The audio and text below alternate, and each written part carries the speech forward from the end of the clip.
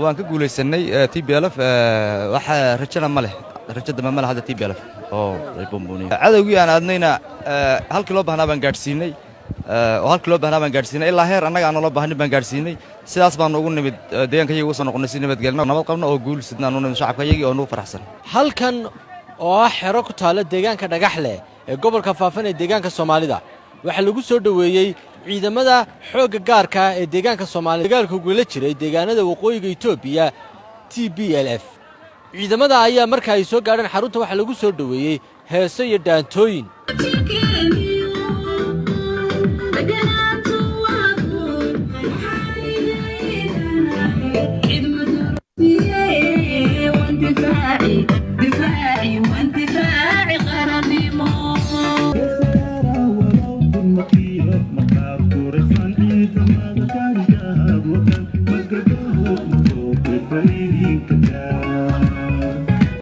taliyaha ciidamada xoogga gaarka ah ee deegaanka Soomaalida iyo hoggaanka nabadgelyada deegaanka Soomaalida iyo mas'uuliyiin kale madax dhaqameed ayaa halkan ku soo dhaweeyay ciidamadaasi dib ugu soo laabtay deegaankooda Soomaalida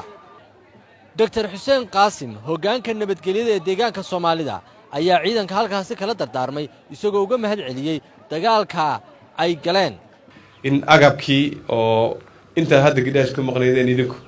waajibaad ku maqnaydeen waxyaabo badan baa inay sii sugayo gaadiid baa idin yaallo waxyaabo badan oo kale oo aan gooni uga hadli doona idin yaalla garbaha idin buuxin doonaa ragga qaarkii geesnimo badan baa la muujiyey waxa ciidan uu naga mudan yahay ciidan weliba geesiyaal ah oo gaara waa laga helayaa idinkuna waajibaadkiina baad gudanaysaan hawshan waa intaasay ku eg tahay waa ciidan waxaad tihiin hawl ciidan soo gutay haddana hawl ciidan ay sugayso siduu sheegay taliyuhu waxaan leenahay soo dhawaada roobkii waa taxtiixaya barwaaqadaasina waa idinla socotay bashaashana deegaankiina waad ugu timaadeen iyo kalgacal waxaan nahay odayaashiinnii waxaan nahay aabbayaashiin waxaanu nahay kuwa aad dhiiggiinna iyo dhuuxiinna iyo naftiinnaba aad u hibayseen inaad ku difaacdaan kuwii baan nahay sharaftayadii baad ilaaliseen karaamadii shacbigeenna aad ilaaliseen geesinimadii dhaqanka aanu lahayn baad ilaaliseen halyeeye aan ku faannaad ahaydeen kuwii cadowga deegaankan dhabarka ka jebiyey baad ahaydeen mid lamida cadowga Itoobiya aad dhabarka ka jebiseen guulaystaan idin lahay dhammaantiin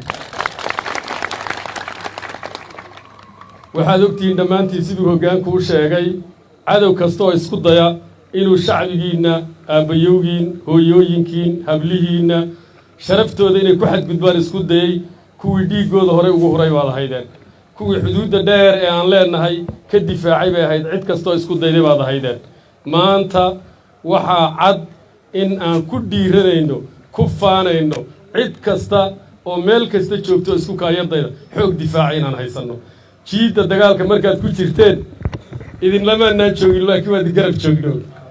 indhaha iyaga qaar ka mid ah saraakiisha ciidankaasi wadatay oo warbaahinta la hadlay ayaa guul ka sheegtay dagaalka ay la galeen TPLF marka muddo ayaan halkaa joognay waajibkiina looga diray un baan soo gudanay si sharaf iyo guul aan ku soo noqonnay cadawgii aan aadnayna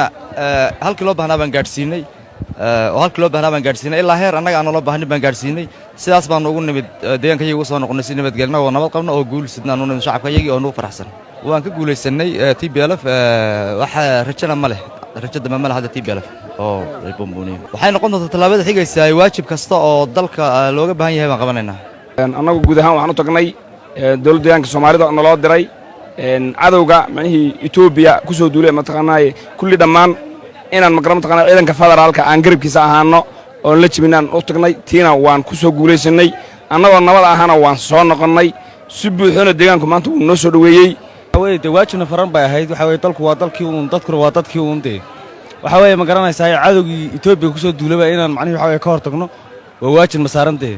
dhinac kasta marka waxa weeyaan say tahay baan shaqada u soo guulaysanay hadda wadankan joognay ahay dadkii joogeen dad fiican aad noo soo dhaweeyay bay ahaayeen dadkan iyo deegaankan hadda ku soo noqonay si fiican bay noo soo dhaweeyeen waxa weeye assalaamu calaykum raxmatullah aad baan ugu guulaysanay 100% waxa weeye waa la soo afjaray waxa weeye wadankii ay haysteen iyo dadkii macnaheedu ra'yiga ay muslimka ahaa ay aad u gumaysanayeen waxa weeye waan ka dhax saaray waana ka fogeynay waxa weeye marka waajibkii waa soo gudano deegaanka ku soo laabana si fiican baa loo soo dhoweeyey luqmaan maxamed faarax MMTV deegaanka dhagaxle ee gobolka faafan ee deegaanka Soomaalida